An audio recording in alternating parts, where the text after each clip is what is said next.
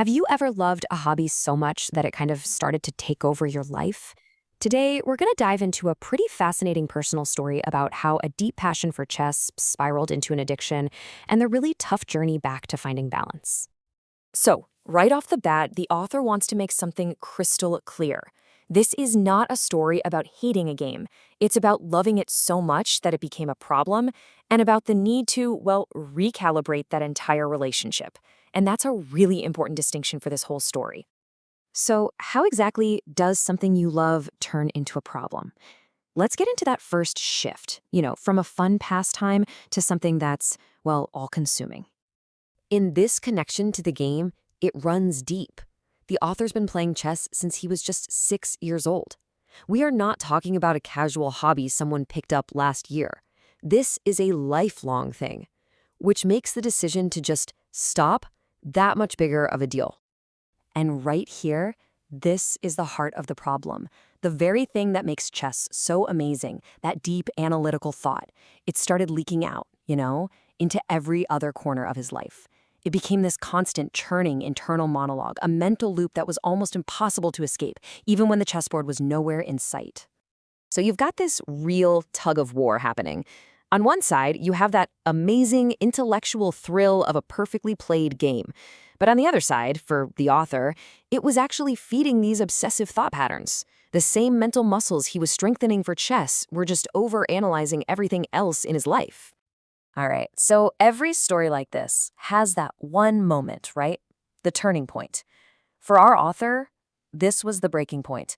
The moment he realized quitting was the only real option left on the table. And you won't believe where the realization came from. It was a simple online search. He was looking for ways to stop overthinking, and he kept finding these lists where thinking games were pointed out as a top cause.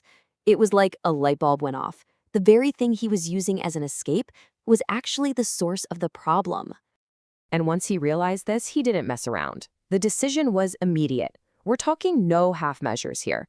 This guy, a registered member of the US Chess Federation, just deletes his chess.com account, blocks every single chess website. This wasn't about playing a little less. It was about a clean break. But quitting? Oh, it was not easy. In fact, it was brutal. And there's a really clear scientific reason why. So let's talk about the withdrawal and the brain chemistry that's going on behind all of it. It really all boils down to one little chemical: dopamine. It's the brain's reward chemical. He points out that those super fast-paced bullet and blitz versions of online chess, they're basically like a slot machine for your brain. You get these constant little hits of dopamine, and it creates this powerful, addictive cycle. And this is where you can really see the crash. When your brain gets used to those constant, super high levels of dopamine from the game, and then suddenly you just cut it off, the floor drops out. Your baseline just plummets. And this isn't just a feeling in your head, it's a real chemical change. So what does that chemical crash actually feel like? Well, according to him, life just goes gray. All the color drains out. Normal things that you used to enjoy, totally boring. Your mind is so wired for the hyperspeed of online chess that real life feels like it's moving in slow motion. It's this deep, profound emptiness.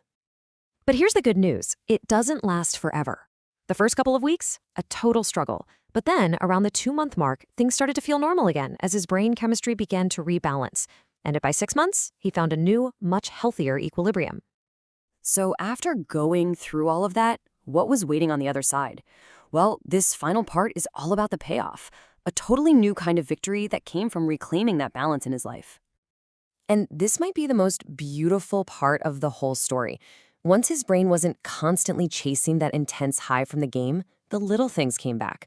Just talking with friends, taking a walk, even sitting in a class. They all had this quiet, simple joy again. And remember the whole reason he quit in the first place? The overthinking? Well, by putting some real distance between himself and the game, that constant internal chatter, that endless analysis, it finally started to quiet down. His mind actually got a chance to just be quiet. So, what can we all learn from this? He offers some really practical advice for anyone who might see a little of themselves in this story. First, space out your games. Don't let them eat up your whole day. Second, balance all that mental energy with something physical. Get outside. And finally, make a real effort to find joy in quiet, low dopamine things. And that really leads us to the final and maybe the most important question. It's a question we can all ask ourselves, and it goes way beyond chess. Is your favorite hobby, your passion, still serving you? Is it making your life better, or is it secretly taking something away? That's a really powerful thought to leave you with. The idea that our hobby should be there to build us up, not take us over.